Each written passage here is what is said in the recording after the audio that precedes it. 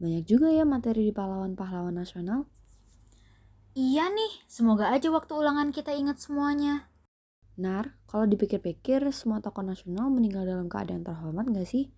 Meninggal setelah memperjuangkan Indonesia. Enggak juga, Nesh. Ada loh satu pahlawan nasional yang punya kisah ironis di akhir hidupnya. Nama beliau Sultan Syahrir.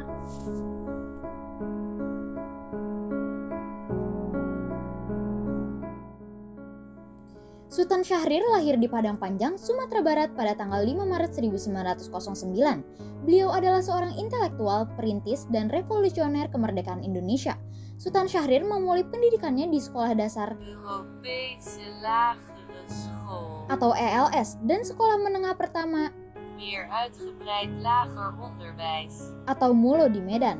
Setelah lulus dari MULO, ia pindah ke Bandung dan melanjutkan pendidikannya di Algemene Middelbare School atau AMS. Di AMS, Sultan Syahrir aktif dalam klub debat.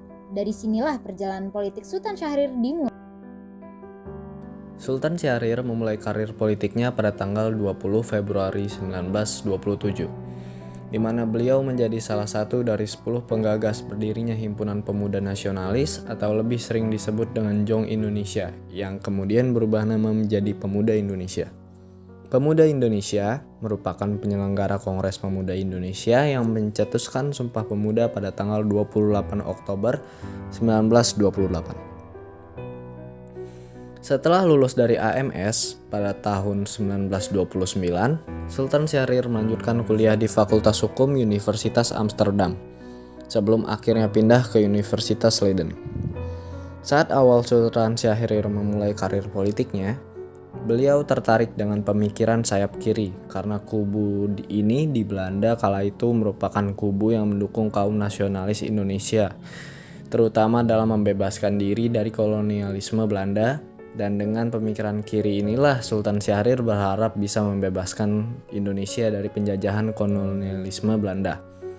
Saat masih di Belanda, Sultan Syahrir juga aktif dalam suatu perhimpunan Indonesia yang kala itu diketuai oleh Muhammad Hatta.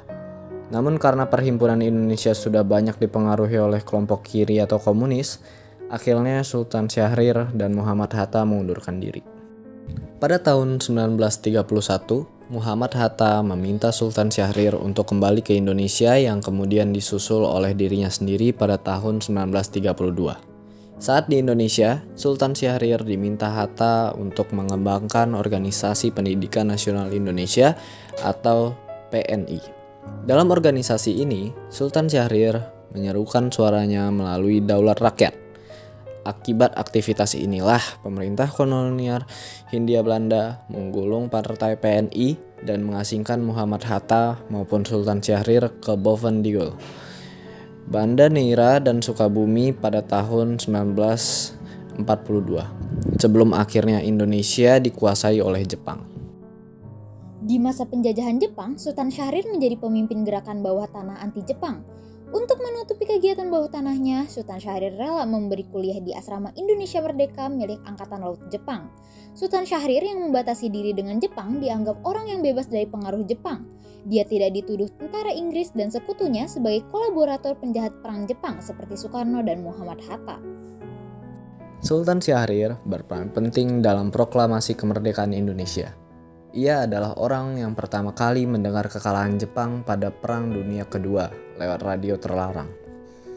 Ia bersama para pemuda mendesak Soekarno dan Muhammad Hatta untuk segera memproklamasikan kemerdekaan pada tanggal 15 Agustus 1945, yang kemudian ditolak karena Soekarno-Hatta memilih memproklamasikan kemerdekaan lewat rencana yang sudah ditetapkan bersama Jepang dan PPKI, yaitu tanggal 24 September 1945. Kemudian terjadilah peristiwa Rengas Dengklok, di mana Soekarno-Hatta diculik dan didesak untuk memproklamasikan kemerdekaan Indonesia, dan Indonesia diproklamasikan merdeka tanggal 17 Agustus 1945. Dengan ini menyatakan kemerdekaan Indonesia.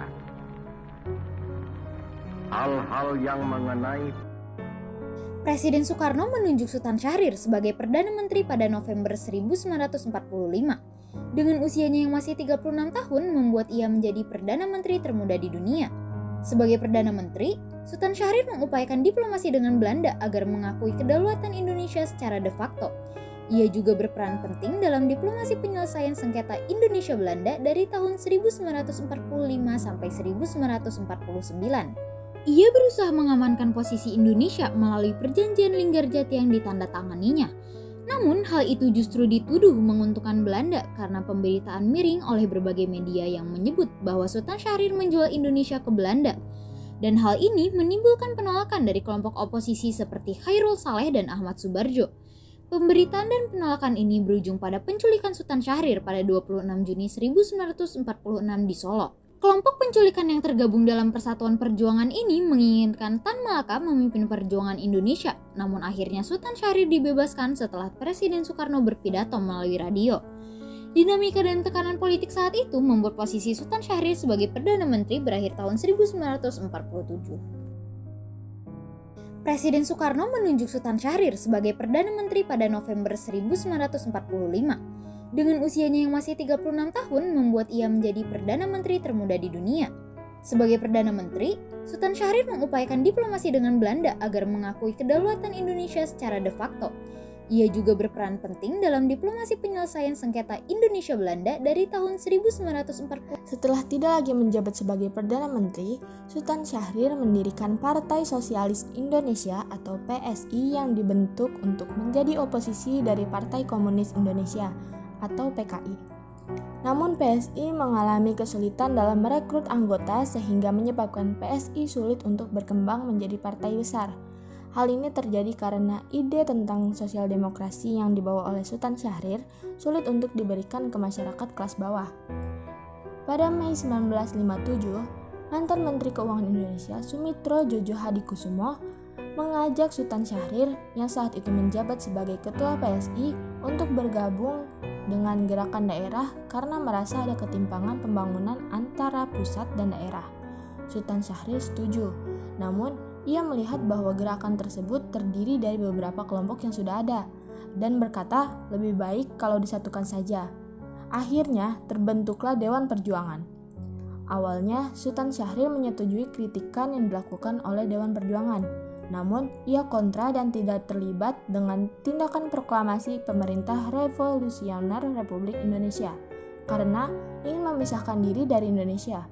Karena dianggap sebagai pemberontakan oleh pemerintah pusat, PRRI ditumpas oleh Angkatan Perang Republik Indonesia tahun 1958. Hal ini berujung pada pembubaran PSI yang diduga terlibat dengan gerakan PRRI. Pada tahun 1962, Sultan Syahrir dituduh oleh Kepala Badan Pusat Intelijen, Subandrio, mendalangi percobaan pembunuhan Presiden Soekarno dengan pelemparan granat.